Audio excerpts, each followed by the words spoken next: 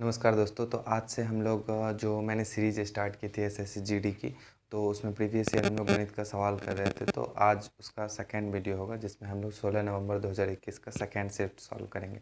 इसमें मैं जो आसान सवाल होंगे वो आपके लिए भी छोड़ूंगा और वो आपको होमवर्क के तौर पे रहेगा, और बाकी जो कठिन सवाल होंगे या जिसमें कोई कंसेप्ट यूज़ हो रहा होगा वो हम लोग यहाँ पर डील करेंगे। तो चलिए स्टार्ट करते हैं पहले सवाल से। चलिए, तो पहला सवाल आपकी स्क्रीन के ऊपर होगा। अभी क्या करेंगे इस लेक्चर में, पिछले लेक्चर में मैंने सवाल खुद से लिखे थे, अभी मैं प्रिंटेड फॉर्म में आपके स्क्रीन के ऊपर में सवाल डाल दूंगा, आप उसको सॉल्व करेंगे और जो इजी वाला रहेगा वो आप खुद से करेंगे, मैं बता दूंगा। मान लीजिए आपका सिंप्लीफिकेशन का सवाल है तो वो बहुत ईजी होता है, वो सिर्फ यहाँ पर टाइम खाएगा, तो इसलिए मैं उस टाइम को बचाते हुए और जो कठिन और ये जो कॉन्सेप्चुअल सवाल होंगे वो करेंगे। चलिए ठीक है, स्टार्ट करते हैं।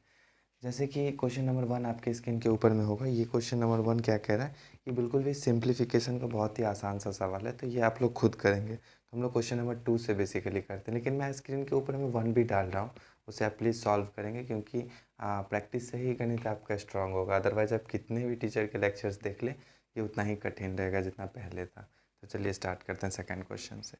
तो अब हम लोग क्वेश्चन नंबर 2 करेंगे। देखिए, क्वेश्चन नंबर 2 मैं यहाँ पे रीड करूँगा, आपके स्क्रीन के ऊपर में लिखा जाएगा, और फिर मैं जैसे जैसे रीड करूँगा उसको वैसे ही सॉल्व करूँगा, ठीक है। तो चलिए स्टार्ट करते हैं। क्वेश्चन नंबर 2 क्या कह रहा है कि A can do 2/5 of a work in 6 days. तो सबसे पहले जो जो इन्फॉर्मेशन क्वेश्चन में रहेगा वो उसको हम लोग लिख लेंगे। जैसा कि ए क्या कह रहा है कि ए किसी काम के 2/5 हिस्से को कितने दिनों में कर सकता है, तो यहाँ कह रहा है 6 दिनों में कर सकता है। और बी किसी काम के 30% यानी 3/10 लिख सकता हूँ, 3 दिनों में कर सकता है। तो आप यहाँ से बता सकते हैं कि ए एक काम को कितने दिनों में करेगा, तो आप कहेंगे जी 2 तिया 6, तो ए एक काम को 15 दिनों में करेगा। यहाँ से ये चीज़ निकल के आएगा, एक काम को 15 दिनों में करेगा। अच्छा, यहाँ से यदि मैं 3 काटूँ तो बी किसी एक काम को कितने दिनों में करेगा, 10 डेज़ में करेगा। तो यहाँ से ए और बी की पूरी पता चल गया कि ए कितने दिनों में एक काम को करेगा और बी कितने दिनों में। तो टाइम एंड वर्क में तो सिंपली यही करते हैं, क्योंकि यहाँ पे एलसीएम लेना होता है कि टोटल वर्क कितना हुआ, तो आप कहेंगे जी कि 30 वर्क होगा इसका एलसीएम, तो इसकी इफिशियंसी 2 और इसकी इफिशियंसी 3 हो जाएगी। आगे सवाल को पढ़िए। They work together for 4 days. तो इस दोनों की इफिशियंसी से वो दोनों 4 दिनों तक काम करते हैं। तो आप बता सकते हैं ए प्लस बी 4 दिनों में कितना वर्क कर देंगे, तो आप कहेंगे जी कि 3 2 5 की इफिशियंसी से 4 दिनों में 20 काम कर देंगे।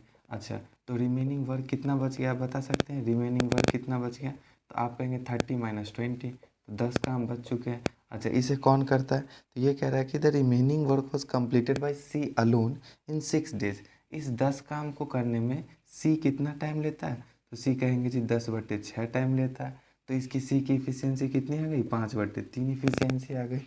तो आगे क्या कह रहा है कि B and C together can complete 70% of the original work. अच्छा, ओरिजिनल वर्क हमारा कितना था, तो कहिएगा 30। तो ये कह रहा है कि 30 का 70%, तो 30 का 70% कितना होगा, 21 होगा। तो ये कह रहा है कि बी और सी मिल के 21 वर्क को कितने दिनों में करेंगे। तो आप कहिएगा कि बी की इफिशियंसी तो 3 थी और सी की इफिशियंसी हमने 5/3 निकाली थी, तो इसी इफिशियंसी से तो ये काम करेगा। तो आप कहेंगे जी 3 + 5/3, तो यहाँ से कितना आ जाएगा 21/14 × 3, 7 2 14, 7 3 21, 4.5 दिनों में काम ख़त्म हो जाएगा। तो जो भी आपके ऑप्शन में होंगे क्वेश्चन में वो इसमें टिक कर लीजिएगा। चलिए, तो अब हम लोग क्वेश्चन नंबर 3 देखेंगे। मैं सवाल पढ़ूंगा आपके स्क्रीन के ऊपर में। चलिए, the amount of a certain some in 3 years at a simple interest eight X%। तो सवाल जैसे जैसे कह रहा है वैसे वैसे लिखते चलते हैं ताकि आसानी हो समझने में। देखिए क्या कह रहा है 3 नंबर सवाल, कि कोई अमाउंट है जो कि 3 सालों में X% की दर से 5472 हो रहा है। यही तो कह रहा है सवाल, 5472 हो रहा है। वही सेम सम, मतलब जैसा सेम सम था वो 7.5 सालों में कितना X% के हिसाब से सेम सम कितना हो रहा है, 6930 हो रहा है ना, 6930 हो रहा है। तो ये कह रहा है कि x की मान बताइए, मतलब रेट बताइए कितना परसेंट के हिसाब से लग रहा है। तो ऐसे में लाइन मेथड सबसे बेस्ट होता है, क्योंकि सिंपल इंटरेस्ट हर साल सेम लगता है। तो मैं यहाँ से कह सकता हूँ कि कोई सम 3 सालों में 5472 हो रहा था। अच्छा, वही सम अगले 4.5 साल में 6930 हो रहा है, 6930 हो रहा है। तो आप मुझे यहाँ से बता सकते हैं कि इन 4.5 सालों में कितना ब्याज मिला है। तो आप कहेंगे जी कि इसको 9/2 लिख सकते हैं, और यहाँ से इसको घटा के लिखेंगे तो कितना आएगा 8, 5 और 14।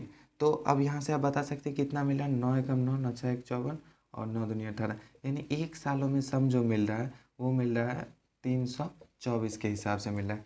चलिए यहाँ तक सही है, आपको यहाँ तक समझ में आया। मैंने कहा कि 3 सालों में 5472 कोई सम हो रहा था और वही सम 4.5 सालों में 6930 हो रहा है। तो मैं यहाँ से डिफरेंस निकालने गया तो 1458 कितने सालों में हो रहा था, 4.5 सालों में हो रहा था। तो 1 साल में मैंने निकाला तो वो 324 आ रहा था। तो बस यहाँ से 3 साल का देखेंगे कितना होगा, तो आप कहेंगे 4 तिया 12 और 3 दूनी 6 1 7 और 3 तिया 9, 972 आ रहा था। यानी सम कितना होगा, तो इसमें से 972 माइनस कर लेंगे तो 4500 होगा। ये क्या होगा, इसका प्रिंसिपल होगा, ये ऐसे मूलधन भी कहते हैं, ठीक है। तो प्रिंसिपल आएगा इतना 4500। तो अब यह कह रहा है कि x% का मान बताइए। तो आप बताइए कि 4500 में एक मंथ में, एक साल में कितना मिल रहा था, 324 मिल रहा था। कितने पे, 4500 पे। तो यहाँ से x% का मान निकल सकता है। आप कहेंगे जी हाँ निकल जाएगा। 45 को 24 से भाग करिए या 15, 3 एकम 3 अट्ठे और 15 7 105।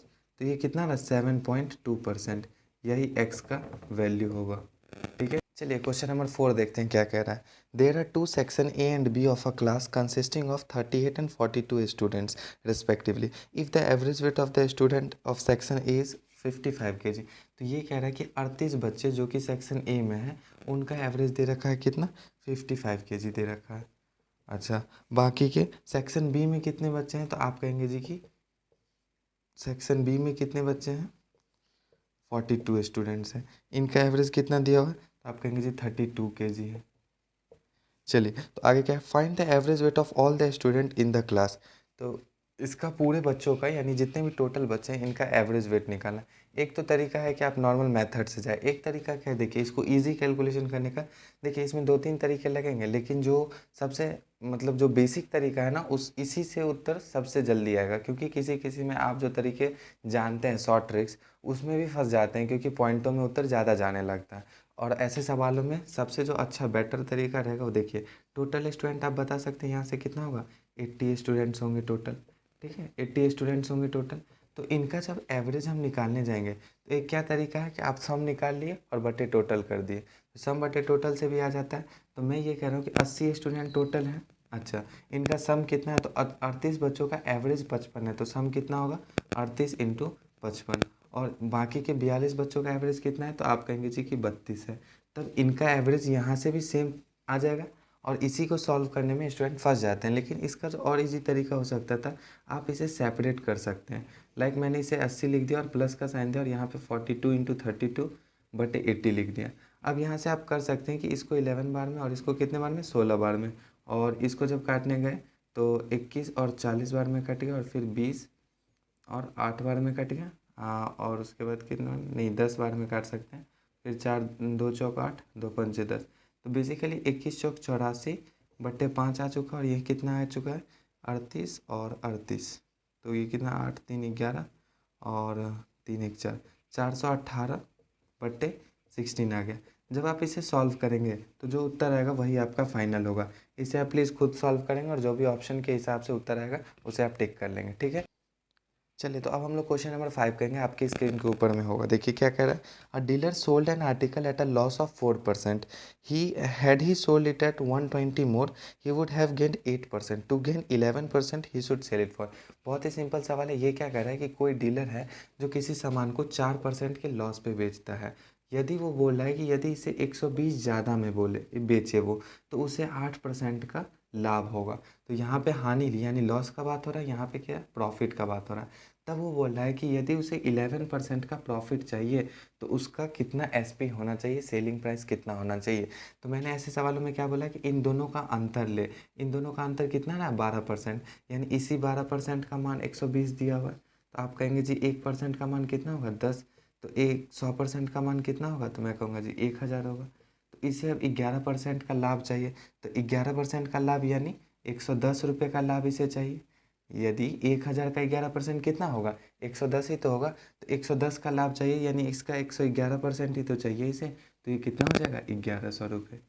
आई होप आपको ये सवाल क्लियर होगा। मैं इसे दोबारा से रिपीट कर दे रहा हूँ। देखिए ये कह रहा है कोई डीलर 4% के लॉस पे किसी सामान को बेच रहा था।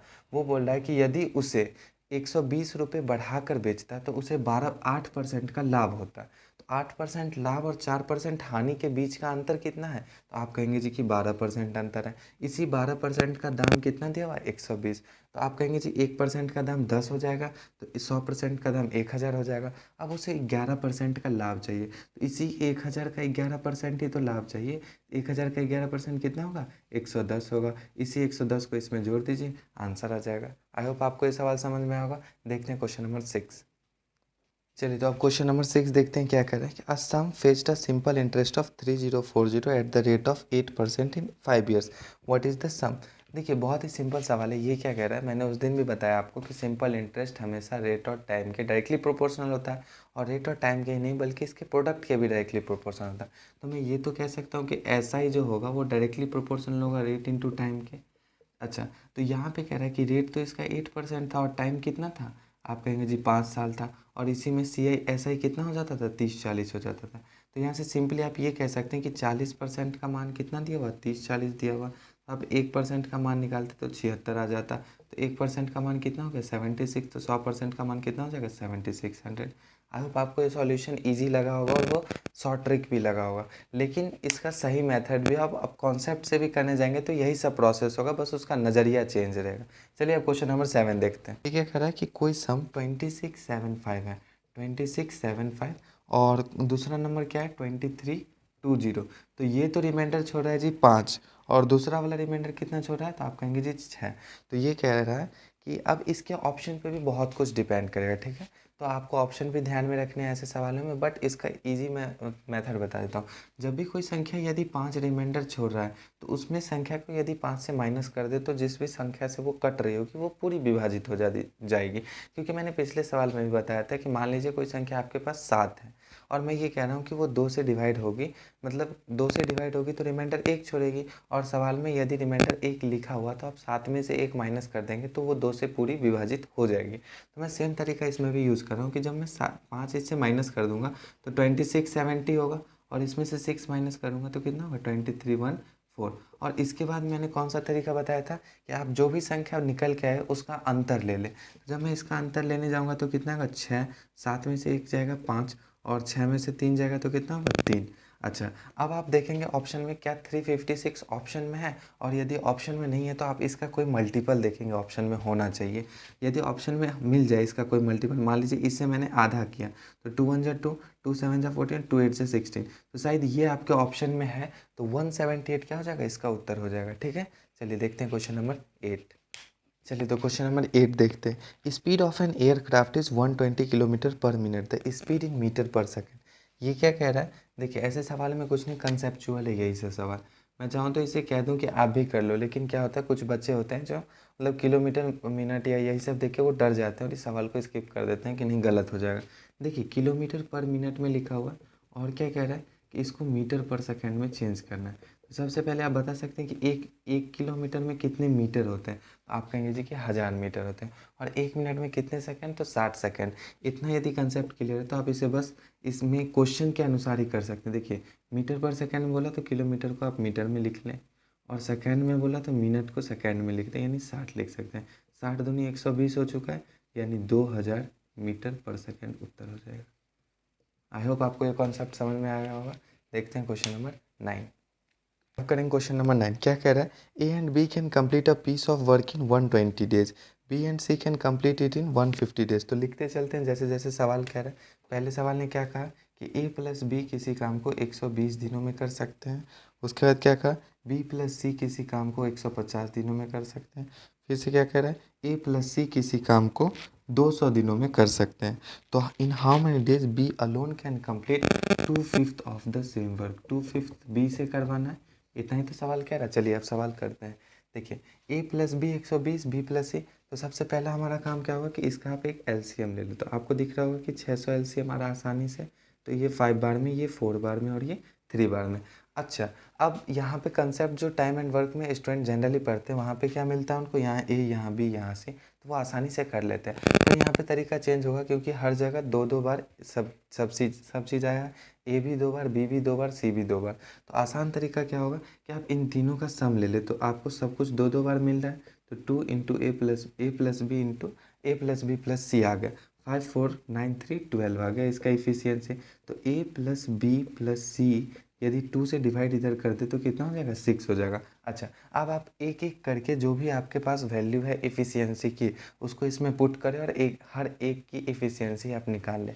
लाइक मैं कह रहा हूँ कि a प्लस बी की 5 है इफ़िशियंसी, तो यहाँ पे आप 5 रख दिए a प्लस बी के जगह पे, तो c कितना आ जाएगा, 5 उधर जाएगा तो c कितना आ जाएगा, 1 आ जाएगा। सिमिलरली यदि मैं कहूँ b प्लस सी को कितना रख दे, 4 रख दे, 4 रखेंगे तो a की इफिशियंसी 6 में से 4 जाएगी तो कितनी हो जाएगी, 2 हो जाएगी। अच्छा, आप क्या कर सकते हैं, आप a प्लस सी को रख सकते हैं 3, तो b की इफिशियंसी कितनी आ जाएगी, 3 आ जाएगी। ऐसे करके हमने a b c तीनों की इफिशियंसी निकाल ली। अच्छा, अब नेक्स्ट देखते हैं क्या कर रहा है, b 2/5 of the same work. अब बताइए इस वर्क का 2/5 कितना होगा, आप कहेंगे जी 12 दूनी 24 यानी 240 वर्क। अच्छा, बी की इफिशियंसी कितनी है, 3 की इफिशियंसी से करेगा, तो आप कहेंगे 240 काम को 3 की इफिशियंसी से करेगा यानी बी को कितना दिन लगेगा, 80 दिन लगेगा। यही क्या हो जाएगा, उत्तर हो जाएगा। ठीक है, ऐसे सवालों को कंसेप्ट से करेगा तो आसानी से होगा। वही बच्चे यदि दूसरा किसी मेथड से करेंगे तो उन्हें बहुत टाइम भी लग जाएगा और इस सवाल में 3 से 4 मिनट वो अपना गवा देंगे। ठीक है, तो इस तरीके को अच्छे से नोट कर लीजिएगा और इसी तरीके से कीजिएगा। चलिए देखते हैं क्वेश्चन नंबर 10। चलिए अब क्वेश्चन नंबर 10 देखते हैं क्या कह रहा है। If the side of a triangle measures 21 centimetre, 35 centimetre, 28 centimetre, what is the measure of the radius of its radius. यदि आपने गौर से देखा, देखिए ये सवाल नया है जीडी में, यानी जीडी में से पहले ऐसा रिपीट तो हुआ है, लेकिन आप लोगों के लिए यदि नया हो, क्योंकि आप लोग नए नए फील्ड में होंगे, तो मैं ये कह रहा हूँ कि 21 सेंटीमीटर और एक क्या दिया हुआ 35 सेंटीमीटर और क्या दिया हुआ 28 सेंटीमीटर, ये तो दिया हुआ है ना। हाँ, ये क्या बोल रहा है कि इन रेडियस बताना है, इन रेडियस बताइए क्या होगा। यदि आपको ये नहीं समझ में आएगा कि ये कौन सा ट्रायंगल है तो ये करना बहुत ही कठिन भी हो सकता है आपके लिए। ठीक है, क्योंकि ये नॉर्मल मेथड, यदि आपको ये समझ में आ जाए कि ये राइट एंगल ट्रायंगल है और किस बेसिस पे, मैं वो भी अभी बताता हूँ। देखिए, आपने एक बहुत बेसिक से राइट एंगल ट्रायंगल यानी पाइथागोरस थ्योरम का एक ट्रिपलेट याद किया होगा, जो कि 3 4 5 का होता है। 3 4 5 वाला ट्रिपलेट तो सब विद्यार्थी को याद होता है, बचपन से ही देखते आते हैं। तो मैं ये कह रहा हूँ कि यदि मैं इस सब को यदि मैं 7 से डिवाइड कर लूँ तो बताइए 7 3 21, 7 5 35 और 7 चौक 28 हो रहा है। यानी सब में मल्टीपल 7 का ही लग रहा है, लेकिन 3 4 5 का ट्रायंगल बन रहा है। यानी ये क्या है, एक राइट एंगल ट्रायंगल है, जो कि क्वेश्चन में क्लियर नहीं करता है कभी भी। आपको ये चीज़ गेस ही करना पड़ेगा। जब यदि आपको ट्रिपलेट याद रहता है तो आप लोग तुरंत देखते ही कह देंगे क्या, कि ये एक राइट एंगल ट्रायंगल है। चलिए, अब इतना क्लियर होगा कि ये एक राइट एंगल ट्रायंगल है। तो राइट एंगल ट्रायंगल में ये 35 होगा, जो कि इसका हाइपोटेनस होगा। इसका परपेंडिकुलर कुछ भी मान सकते हैं आप, 28, और ये 21 मान सकते हैं। ठीक है, परपेंडिकुलर और बेस वेरी कर सकता है, डिपेंड किस पे करेगा, थीटा पे करेगा। ठीक है, तो मैं ये कह रहा हूँ कि मान लीजिए ये ए है, ये बी है और ये सी है। ए के सामने वाली भुजा ए माने, सी के सामने इसको सी कर देते। ठीक है, ईजी पड़ेगा आपको। बी के सामने वाली भुजा बी मान लें और सी के सामने वाली भुजा को सी मान लें। तो मैं इन रेडियस का एक नया फार्मूला लिख रहा हूँ। मैं भी आपके लिए नया हो, लेकिन जो भी बच्चा पुराना है इस क्षेत्र में उसे ये फार्मूला आता होगा। a plus B minus C upon 2 होता है इन रेडियस का फार्मूला। ऐसे यदि फिगर आपने बनाया है तो परपेंडिकुलर मतलब हाइपोटेनस का जो होगा वो माइनस होगा, हाइपोटेनस का मेजरमेंट क्या होगा, माइनस होगा।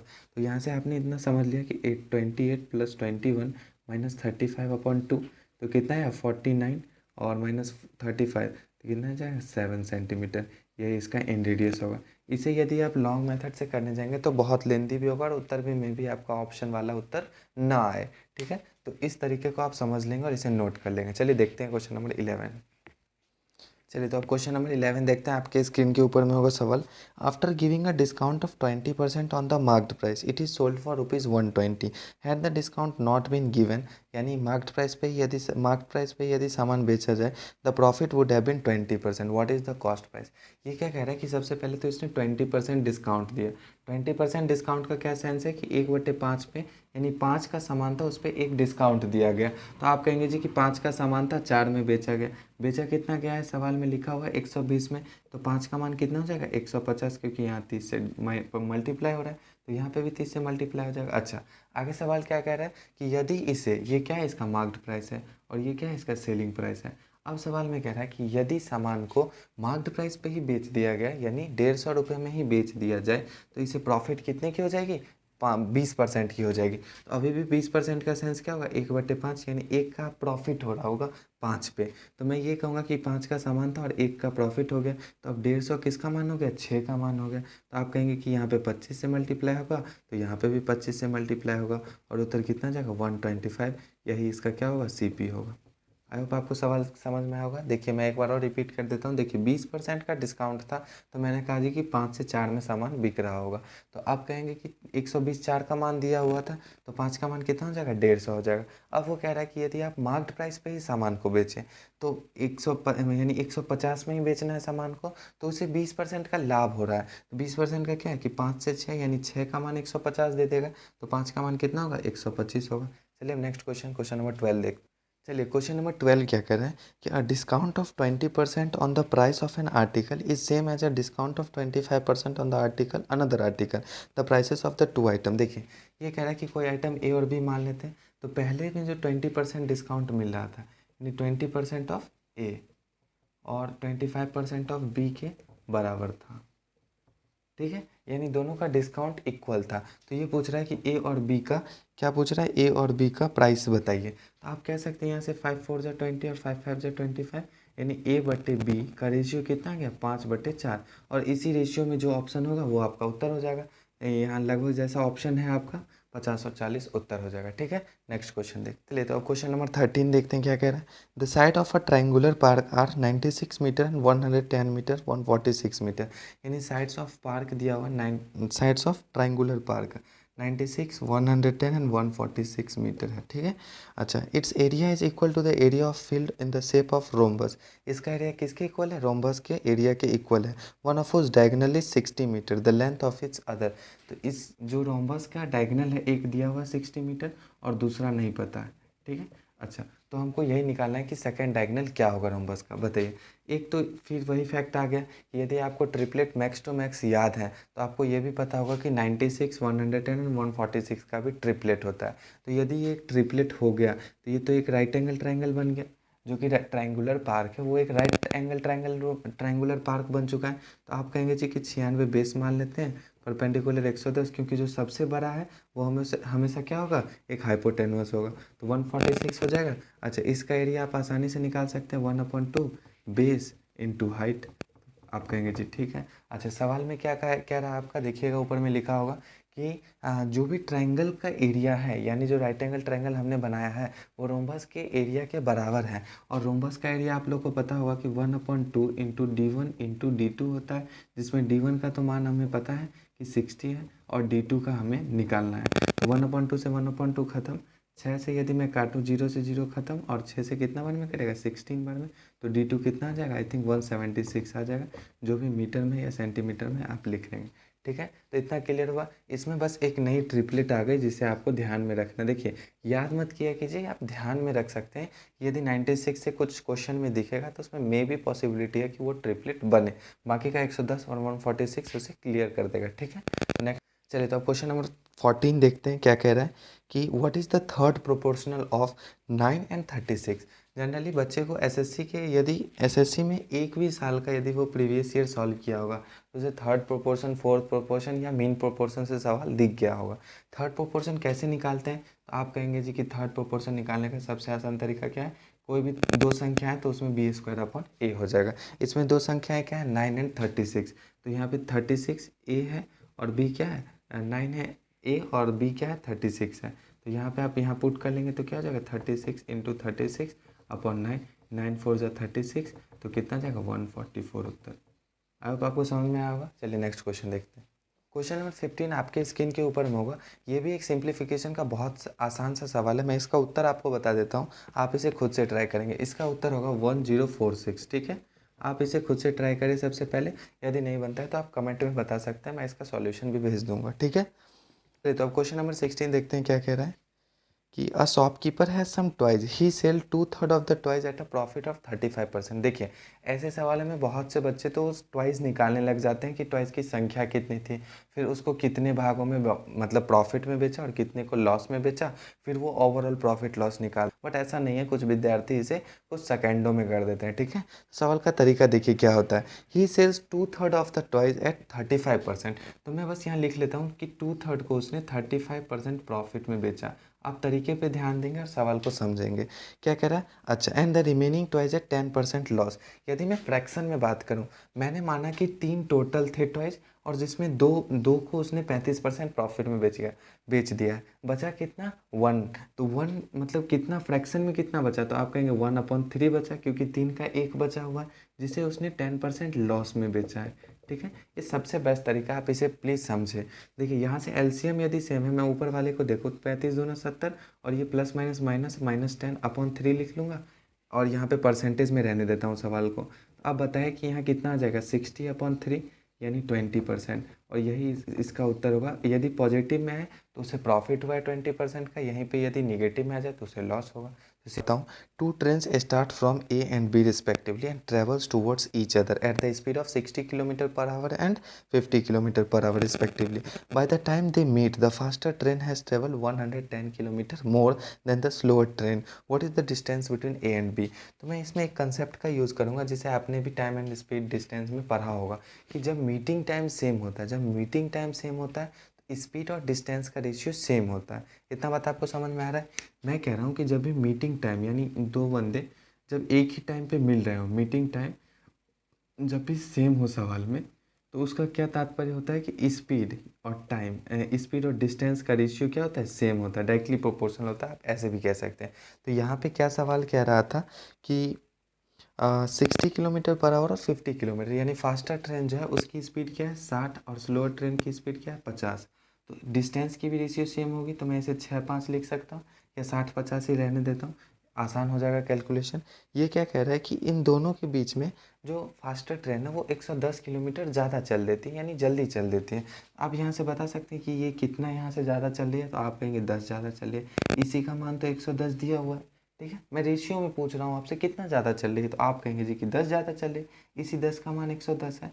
तो मैं यदि 1 का मान पूछूँ तो आप कहेंगे 11। और टोटल डिस्टेंस सवाल में पूछ रहा है, तो टोटल डिस्टेंस कितना चला होगा? ये लोग 110 चला होगा। और 11 1 का मान था, तो 110 का कितना हो जाएगा? 11 × 110 यानी 121 पे 10। यही इसका टोटल डिस्टेंस होगा जो ए और बी दोनों ने चला होगा। आई होप आपको ये सॉल्यूशन समझ में आएगा। इसमें कुछ नहीं समझना है, बस रेशियो आप निकालना सीख जाएं कि मीटिंग टाइम सेम है तो स्पीड और डिस्टेंस का रेशियो सेम होगा, और बाकी तो रेशियो में खेला आप कर ही लेंगे। चलिए क्वेश्चन नंबर 18 देखते हैं। इसमें भी मैं एक बहुत अच्छा कंसेप्ट लगाऊंगा। The ratio of two numbers is 9:5। If 8 is added to the larger number and 4 is subtracted from the smaller number, the greater number becomes twice the smaller number. देखिए, और ये लार्जर नंबर पूछ रहा है। देखिए सवाल क्या कह रहा है कि कोई 9:5 के रेशियो में सवाल था। ठीक है, इसमें आपने सबसे पहले 8 जोड़ा और जो स्मॉलर थी यानी 5 आपको दिख रहा है, उसमें से आपने शायद 4 घटाया, तो जो लार्जर नंबर थी वो स्मॉलर की 2 गुनी हो गई। इतना सवाल आपको समझ में आ रहा है? देखिए, इसमें क्रॉस प्रोडक्ट लगाने से सबसे जल्दी उत्तर आता है। यदि आपको क्रॉस प्रोडक्ट नहीं पता तो आप बेसिक्स पे पहले अच्छे से वर्क करें, नहीं तो इस कंसेप्ट को आप याद कर ले। दो में से एक ही काम हो सकता है, या तो आप बेसिक्स पे पकड़ बनाएं, जाके अच्छे से कंसेप्ट को रीड करें और फिर इस सवाल को देखें, या तो फिर इस सवाल को रट लें आप। ठीक है, तो मैं इस सवाल में क्या करता हूँ कि मान लीजिए ये 9:5 का रेशियो था, फिर ये क्या हो गया? 2:1 हो गया। कब हो गया? जब इसमें 8 जोड़ा गया और इसमें से 4 घटाया गया। सवाल इतना ही कह रहा है। तो मैं इसमें क्रॉस प्रोडक्ट कैसे लगाता हूँ? देखिए ऐसे लगा, 9 × 1 करेंगे और 5 × 10 करेंगे और 5 × 2 करेंगे और इसका डिफरेंस लेंगे। तो आप कहेंगे जी 9 1 जा 9 और 5 2 जा 10, तो 10 और 9 का डिफरेंस कितना हो गया? 1 हो गया। और इसका वैल्यू क्या होगा? आप आगे देखें, 4 2 जा 8 और 8 1 जा 8। तो आप बता सकते हैं 4 2 जा 8 -8 हो गया और 8 1 जा 8 -8 हो गया। यहाँ पे -8 नहीं है, लेकिन इन दोनों का अंतर लेना है। तो अंतर कितना आ गया आप बता सकते हैं। और ये हमेशा मॉड में होता है, तो इसका मान आप पॉजिटिव में ही लेंगे। तो 1 का मान कितना आ गया? 16 आ गया। ठीक है, इतना क्लियर है।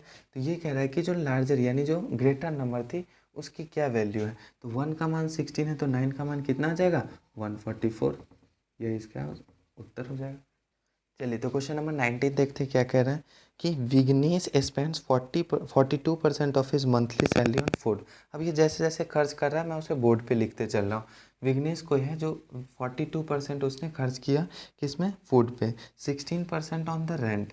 ये रिमेनिंग का 16% तो नहीं कह रहा है कि जिसे मुझे निकालना पड़े, ये तो साथ में ही लेके चल रहा है। 16% on his rent, 11% on entertainment and 7% on convenience. अच्छा, कन्वीनियंस कह रहा है। But due to some family functions he has borrow 12,000, यानी इसने 12,000 कहीं से उधार लिए from a money lender to meet a expense of 18,000। इसे ज़रूरत थी 12,000 की और इसने 18,000 नहीं, इसे ज़रूरत थी 18,000 की। ठीक है, क्लैरिटी आ रहा है सवाल में। ये क्या कह रहा है, money lender to meet expenses of 18,000। ये कह रहा है कि इससे ज़रूरत 18,000 की थी तो इसने 12,000 उधार ली, यानी इसके पास कुछ सेविंग होगी। वो सेविंग कितने की होगी, तो आप कहेंगे जी कि 18,000, 18 के माइनस 12 के, तो ये कितना जाएगा 6 के। तो ये इसकी सेविंग थी। ठीक है, तो सवाल पूछ रहा है कि इसकी टोटल इनकम कितनी है। देखिए यहाँ से इजी हो जाएगा। आपने निकाला कि पहले इसकी टोटल एक्सपेंडिचर कितनी है, तो आप कहेंगे 6 2 8 1 9 9 7 16, हाथ में 1 4 1 5 1 6 6 1 7, यानी 76% तो ये खर्च कर रहा है। बाकी के जो 6,000 इसे बचे हुए हैं, सेविंग है इसकी, वो तो इसके रिमेनिंग परसेंट का ही वैल्यू होगा। तो आप कहेंगे कि ये तो इसकी एक्सपेंसेस थे, इसकी इनकम 100% होगी, इसकी इनकम 100% होगी। कोई भी अपने आप में 100% ही कमा रहा है और उसका 76% खर्च कर रहा है, तो बचा कितना रहा है, तो आप कहेंगे जी 24% बचा रहा है। इसी 24% का मान कितना दिया हुआ, 6,000 दिया हुआ। तो आप यहाँ से 100% का मान नहीं बता सकते, तो आप कहेंगे जी कि 24% का मान 6,000 दिया हुआ है। तो यहाँ से यदि मैं निकाल लूँ कि 6 चौक 24 यहाँ से कट रहा है, तो 4% का मान कितना हो गया, 1,000 हो गया। 1,000 हो गया। अब दोनों तरफ यदि आप 25 से गुना कर लें तो 100% कितना हो जाएगा, आप कहेंगे जी 25,000 हो जाएगा। यही इसकी सेविंग यानी इसकी पूरी इनकम हो गई। आई होप आपको ये तरीका समझ में आया होगा। मैं एक बार और रिपीट करता हूँ। इसे मतलब आप इसमें ज़रूर कंफ्यूज होंगे कि इसके 6,000 सेविंग कैसे आ गए। तो मैं ये कहना चाह रहा हूँ कि 18,000 की उसे ज़रूरत थी। ठीक है, आपको मान लीजिए 18,000 की ज़रूरत है। आप गए पेरेंट्स से मांगने के लिए कि आप मुझे 12,000 दे दो, बट आपको पता है कि आपको 18,000 की ज़रूरत थी।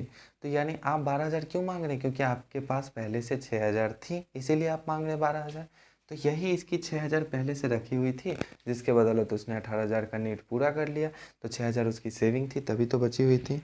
चलिए क्वेश्चन नंबर 20 देखते हैं। क्वेश्चन नंबर 20 कह रहा है कि द एवरेज ऑफ 4 6 8 12 7, यानी 4 6 8 12 7 नहीं एक्स एवरेज दिया हुआ 7। ठीक है, अच्छा, and the average of x 9 13 और 15 एंड 11 15 एंड y इज़ 9। तो वैल्यू पूछ रहा है कि आप 2x माइनस 3y का वैल्यू बतावे। चलिए, यदि मैं कहूँ कि एवरेज 7 दिया हुआ है इस पूरे नंबर का, इतने नंबर का, और इस पूरे का एवरेज दिया हुआ 9, तो आप मुझे इसका सम बता सकते हैं। तो आप कहेंगे जी कि जितना नंबर था उससे एवरेज को मल्टीप्लाई कर देंगे। तो 1 2 3 4 5, यानी यदि मैं सम निकालूँ फर्स्ट वाले पार्ट का, फर्स्ट का यदि मैं सम निकालूँ, सम तो कितना आ रहा है, 35 आ रहा है। अच्छा, 35 ही होना चाहिए था यदि मैं इस सब को ऐड करता, बट है कितना, 6 4 10 8 18 12 30, यानी 30 प्लस x का मान दिया हुआ है 35, तो x कितना आ गया, 5 आ गया। इतना बात समझ में आ रहा है। अच्छा, x 5 आ गया तो मैं यहाँ पे 5 लिख सकता हूँ।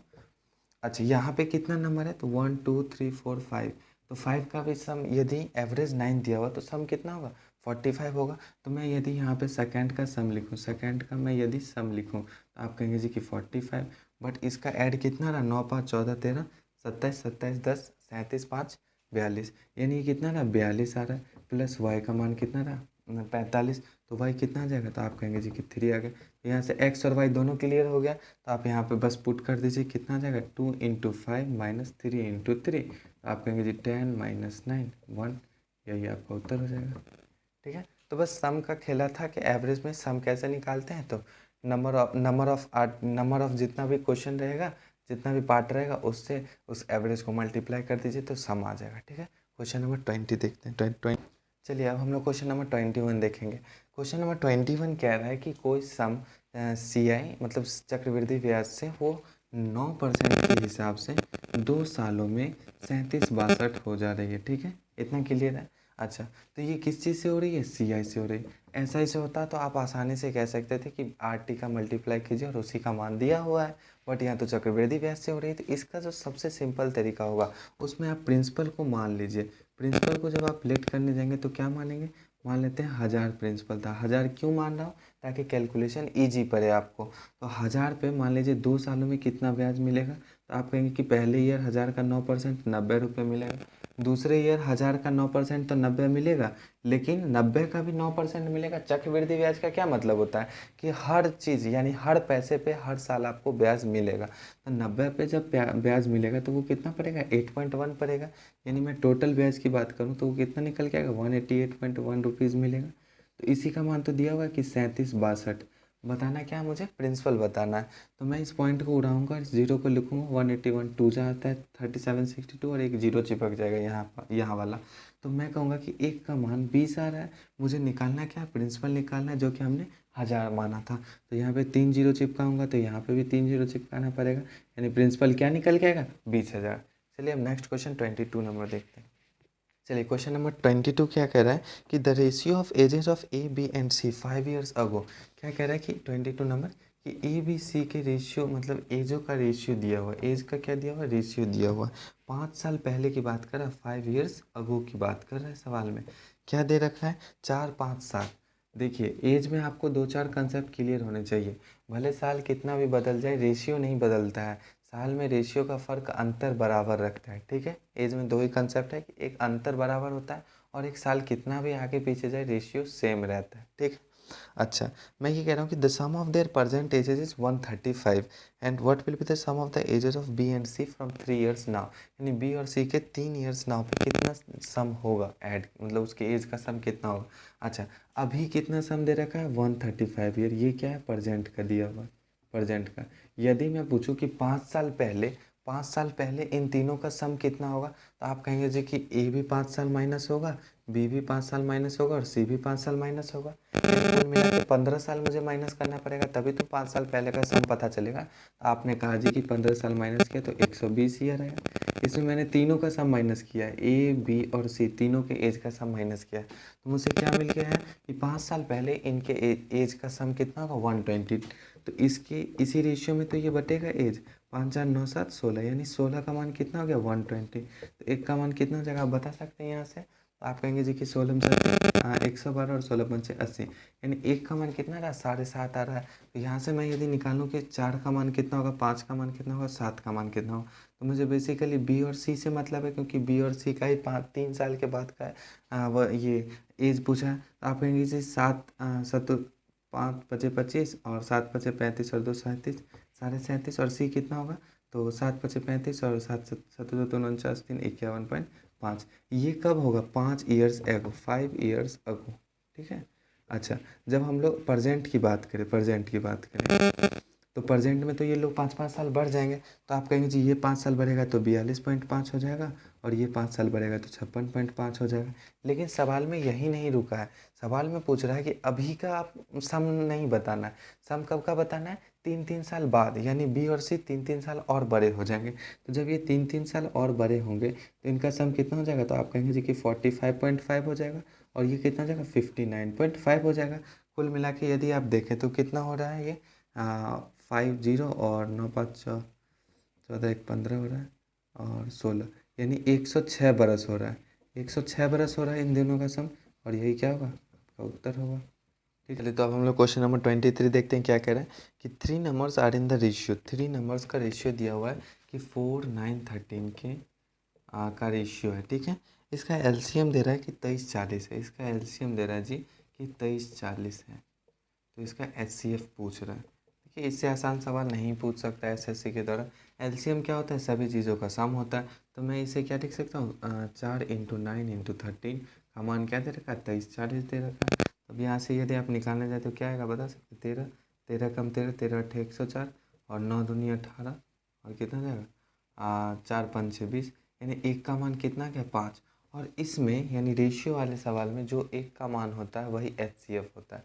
तो एक का मान 5 आ गया तो क्या होगा? यही एचसीएफ होगा, ठीक है। तो आंसर हो जाएगा, क्योंकि एक ही चीज़ उसमें कॉमन ही हो गया। आप इसमें देखिए कि 5 में 5 × 4 आप करेंगे 9 में 9 इंटू 5 करेंगे और 13 में क्या करेंगे 13 इंटू 5 करेंगे। तो इस तीनों में जो कॉमन होगा वही तो एचसीएफ होगा। हाईएस्ट कॉमन फैक्टर का क्या मतलब है कि तीनों में जो सम में हो, तो 5 सम में है तो 5 उत्तर हो गया। क्वेश्चन नंबर 24 देखते हैं क्या कह रहा है। कह रहा है कि मैन सेल्स 2 आर्टिकल्स एट 9180, यानी दोनों का एसपी सेम है 9180। ठीक है, दो सामान है जिस दोनों का एसपी क्या है 9180। ठीक है, अच्छा, पहले सामान को ही gains 8% on one article and loses 15% on other article, his overall profit और लॉस बता रहे हैं।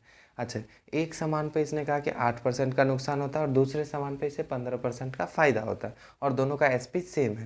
देखिए इसे रेशियो से कैसे करते हैं। यदि मैं बोलूँ कि 8% का प्रॉफिट यानी 8/100, यानी यदि मैं ऊपर नीचे 4 से डिवाइड कर दूँ तो कितना होगा 2/25। अच्छा, यदि मैं 15% का बात करूँ तो 15/100 यानी कितना हो जाएगा बता सकते हैं 5 या 15, 3/20 हो रहा है। ठीक है, अच्छा, तो ये कह रहा है कि इसमें तो 25 पे 2 का फ़ायदा हो रहा है लेकिन इसमें 20 पे 3 का नुकसान हो रहा है। तो मैं यहाँ से कह सकता हूँ कि 25 में 2 का फ़ायदा कहने का सेंस कि यहाँ पे 27 में सामान बिक रहा होगा, लेकिन 20 में 3 का लॉस का क्या मतलब है कि 17 में सामान बिक रहा होगा। ठीक है, अच्छा, लेकिन फाइनली सवाल में क्या बोला है कि दोनों का एसपी सेम है 9180, लेकिन यहाँ पे तो ये भी क्या है सीपी है और ये एसपी है। तो यहाँ पे तो सीपी 25 है और यहाँ 27 है, तो इस दोनों को सेम करना पड़ेगा क्योंकि सवाल में क्या रखा है कि एसपी सेम है। तो आपने कहा जी कि इसको 17 से गुना कर दें, इसको भी 17 से गुना कर दें और इसको 27 से गुना कर दें, तब ये सेम हो जाएगा। देखिए 27 × 17, 17 × 27 सेम हो चुका है। अच्छा, लेकिन आपको तो प्रॉफिट भी 17 गुना होगी ना और लॉस भी 27 गुना होगी। तो कुल मिला के यदि मैं नेट प्रॉफिट निकालूँ तो आप कहेंगे कि यहाँ पे प्रॉफिट कितना का हो रहा है 34 का हो रहा है, लेकिन यहाँ पे नुकसान कितने का हो रहा है 81 का हो रहा है। यानी नुकसान ज़्यादा है और प्रॉफिट कम है। यानी मैं यदि ओवरऑल की बात करूँ तो नुकसान होगा हमें। तो नुकसान कितने का होगा तो आप कहेंगे 34 - 81 का नुकसान होगा। तो 11 में से 4 जगह तो 7 और 8 में से 3 यानी 7 में से 3 जगह तो 4, यानी 47 का नुकसान होगा। अभी मुझे पता नहीं है कि 47 मतलब उत्तर नहीं होगा 47। मैं कह रहा हूँ कि एसपी जो है इसका मान तो इतना दिया हुआ है और मुझे कितना है 17 × 27। तो मैं सिंपली यहाँ पे लिख सकता हूँ कि 17 × 27 का मान कितना दिया हुआ है 9180। तो मुझे बताना कितने का है 47 का बताना है। तो यहाँ से मैं कह सकता हूँ कि यदि मैं इसे 27 से काटने जाऊँ तो 27 तिया 81 कट रहा है, 27 तिया 81 और 27 चौका 108, तो 340 बार में और 34 17 दूनी 34, यानी एक का मान 20 आ गया। तो 47 का मान कितना होगा 940 होगा। यही इसका उत्तर होगा, 940 का इसे लॉस हो रहा होगा। ठीक है, आई होप आपको ये सॉल्यूशन समझ में आएगा। देखिए बहुत बच्चे इसमें फंस के रह जाते हैं कि वो इसे गुना करने लगते हैं, बट हमें वो नहीं करना। मुझे अंततः इसे काटना ही तो था, तो मैं इसे गुना क्यों करता। डायरेक्ट मैंने लिख दिया 17 × 27 का मान 9180, तो 1 का मान 20, तो 47 का मान 940। ठीक है, आई होप आपको समझ में आएगा। देखते हैं क्वेश्चन नंबर 25। हम लोग क्वेश्चन नंबर 25 देखते हैं क्या कह रहे हैं कि the price of A car is increase by 5%। तो जैसे सब सवाल जैसे कहेगा वैसे इसे लिख लेंगे। देखिए 25 नंबर है, आज का लास्ट सवाल होगा ये। कह रहा है कि प्राइस जो है वो 25 यानी 5% से इंक्रीज़ किया, यानी 5% तो 1/20 होता है। यानी मैं ये कह रहा हूँ कि 20 से कोई सामान 21 हो रहा है, प्राइस बढ़ रहा है, तो उसका सेल 16% से घट जा रहा है। तो सेल 16% से घट जा रहा है मतलब क्या है कि 4/20 हो रहा होगा, 4/25 हो जाएगा क्योंकि 16% कैसे लिखेंगे 16/100, तो ये कितना है 4/25। तो मैं कह रहा हूँ कि यही तो मैंने लिखा है कि 25 पे अब 4 घट रहा है सेल इसका। स्वाभाविक है जब किसी चीज़ का दाम बढ़ेगा तो उसका सेलिंग तो घट जाएगा। ये पूछ रहा है कि इसके रिवेन्यू में यानी इसके बचत या मतलब जो भी इसका रिवेन्यू था बचत था उसमें कितना % का वृद्धि आएगा। तो आप कहेंगे कि यहाँ से मैंने इसे लिख सकता हूँ कि 25 दूनी 50 यानी 500 और 21 से 441, यानी जैसे इसके पहले रिवेन्यू 500 थी अब कितनी हो गई है 441 हो गई। तो आप कहेंगे जी कि कितनी की कमी हो गई 59 की कमी हो गई। आप बता सकते हैं कितना % यानी 500 पे 59 की कमी हुई है। और किसी भी चीज़ का यदि आपको % निकालना है तो आप उसे 100 पे निकाल दें। तो यदि मैं दोनों तरफ 5 से भाग दे दूँ तो यहाँ पे 100 हो जाएगा और यहाँ कितना होगा 5 एकम 5, 5 एकम 5, 5 8 40, यानी 11.8% डिक्रीज कर जाएगी। ठीक है, तो इस सवाल में शायद ऑप्शंस में गलत है तो आप उसे करेक्ट कर लेंगे। क्वेश्चन नंबर 4 यानी आंसर नंबर 4 कर लेंगे और 11.8% डिक्रीज हो जाएगा। ठीक है, तो मिलते हैं अगले क्लास में इसी उत्साह और उमंग के साथ। और हम लोग उस दिन 16 तारीख की लास्ट शिफ्ट को सॉल्व करेंगे और बेहतरीन सवाल मतलब बेहतरीन तरीके से सॉल्व करेंगे। तो आई होप आपको ये वीडियो पसंद आया होगा। यदि वीडियो पसंद है तो आप इसे लाइक और शेयर ज़रूर करें। Thank you.